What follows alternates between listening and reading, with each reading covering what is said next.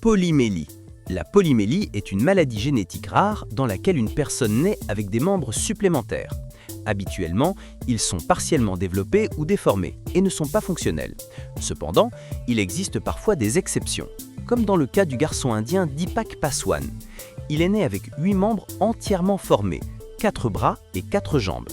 Pour de nombreux habitants de l'Inde, l'enfant est devenu un objet de culte religieux. Les pèlerins affluaient vers lui, le considérant comme une incarnation des divinités hindoues à plusieurs bras. Plus tard, les médecins ont établi que les membres supplémentaires appartenaient à un jumeau parasite qui ne s'était pas développé dans l'utérus. Deepak ne pouvait les contrôler. Les mouvements étaient chaotiques. Après une opération complexe, les chirurgiens ont séparé les membres excédentaires et le garçon a pu pour la première fois marcher et mener une vie normale. Hypertrophie musculaire liée à la myostatine. Il s'agit d'une affection rare dans laquelle les muscles d'une personne se développent pour devenir 2 fois plus forts que la normale. La cause en est une mutation du gène MSTN qui régule la production de la protéine myostatine.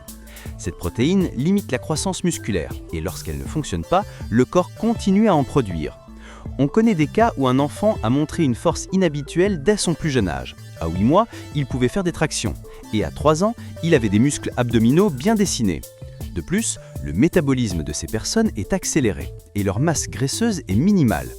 Étonnamment, cette maladie n'a pas de conséquences négatives. Les personnes atteintes de cette mutation mènent une vie normale, possédant une puissance physique naturelle. Hyperthymésie.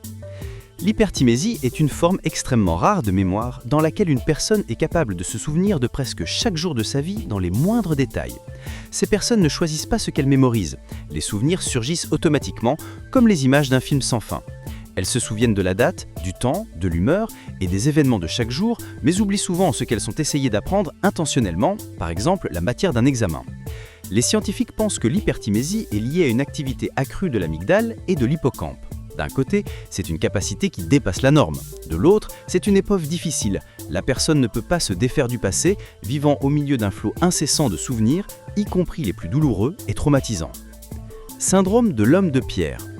C'est l'une des maladies les plus rares et les plus graves sur Terre. Dans cette pathologie, les muscles et les ligaments endommagés se transforment progressivement en os. Le corps guérit à tort les blessures en créant une nouvelle couche osseuse au lieu de tissu. Avec le temps, la personne perd sa capacité à mouvoir. Les articulations fusionnent, le corps s'immobilise progressivement comme s'il se transformait en pierre. Même l'ablation chirurgicale des excroissances osseuses est inutile car elle repousse. La maladie est mortelle et incurable, mais les scientifiques espèrent que la compréhension de son mécanisme aidera à développer des méthodes de régénération tissulaire chez les personnes en bonne santé. Syndrome du savant.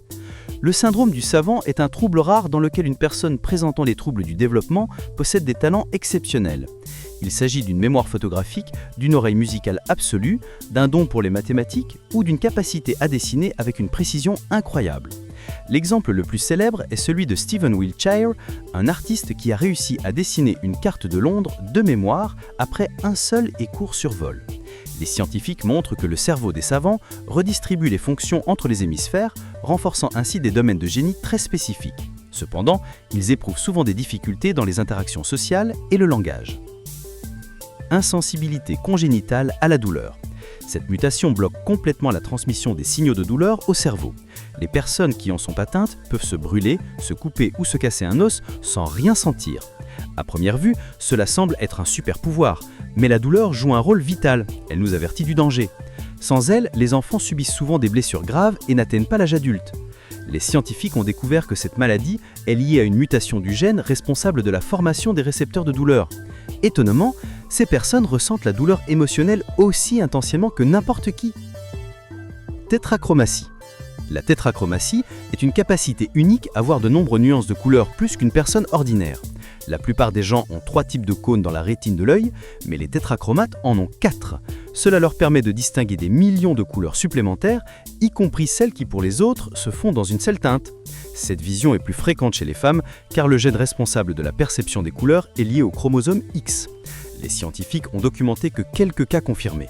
Ces personnes décrivent le monde comme plus profond, plus saturé et plus complexe à percevoir. Les couleurs semblent briller de l'intérieur.